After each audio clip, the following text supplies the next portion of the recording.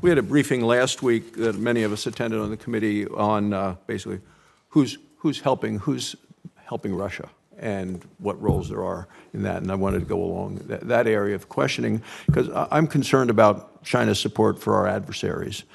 Clear China's actively helping both Russia and Iran evade U.S. sanctions. In fact, oil revenues from China are propping up Russian and Iranian economies. They get to buy them at a discount, so China benefits from that, and then Iran and Russia get the money from China. I view China as using Russia as a wrecking ball. China using Russia as a wrecking ball. Iran right now is exporting almost 1.3 million barrels of oil to China every day. When there's supposed to be sanctions in place, the Treasury Secretary says, well, they can't do any more, but the New York Times pointed out just how much oil we're allowing, that the U.S. is allowing, and the sanctions that are being evading. The Chinese Communist Party providing the materials, the technology, the components that Russia and Iran need to wage their wars. So it just seems to me the administration has failed to prevent China from purchasing Russian and Iranian energy resources. Do you agree?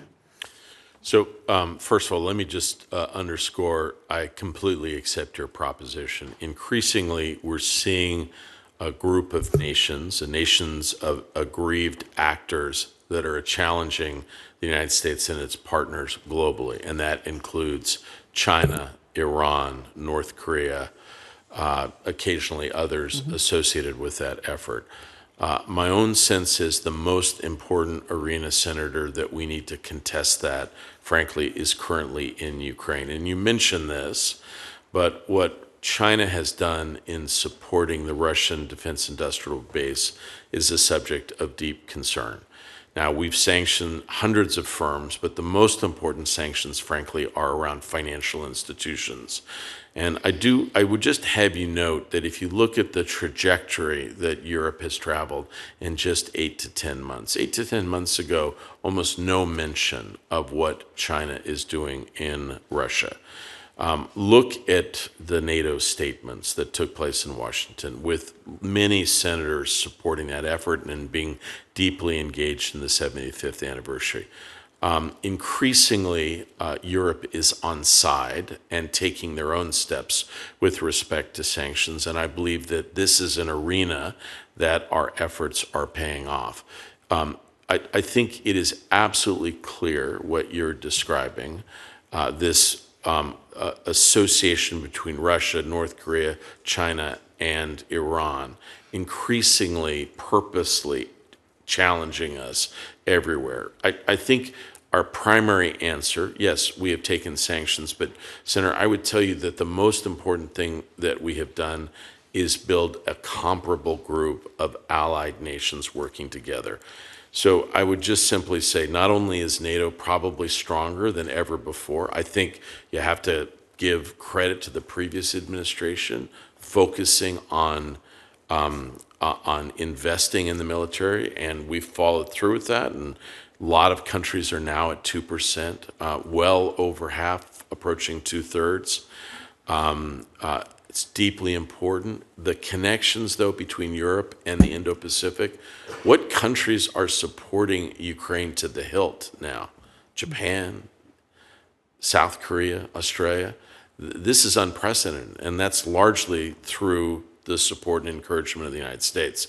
So I would simply say that I think the best remedy to the challenges that you accurately describe is our ability to work with allies and partners. Earlier in the discussion, we talked about bringing new partners into the fray, countries like India, Vietnam, others in Southeast Asia. I'm proud of the work we've done in the Philippines. But this is something that we're going to have to contest across the board.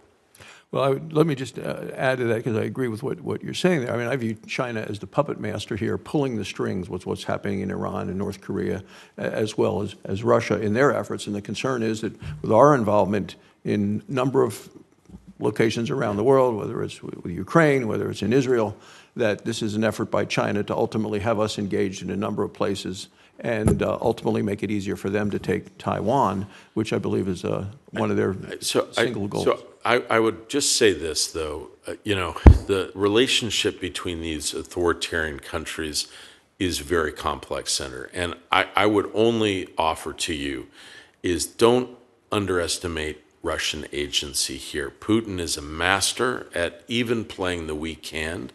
He has his own interests. He's been very effective at maneuvering China in this respect. But I would simply say each are playing their, subtly trying to advance their interests.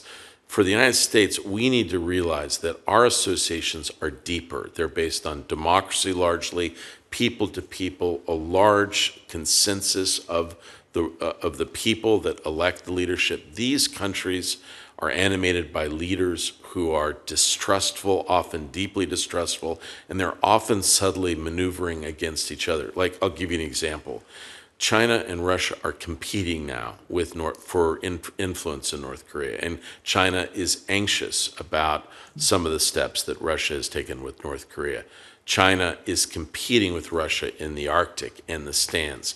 It doesn't mean that there's a division or gulf, but it just means that there is a complex diplomacy among these various countries that are aggrieved by us, and we have to keep that in mind as we construct our own diplomacy towards them. Thank you, Mr. Chairman.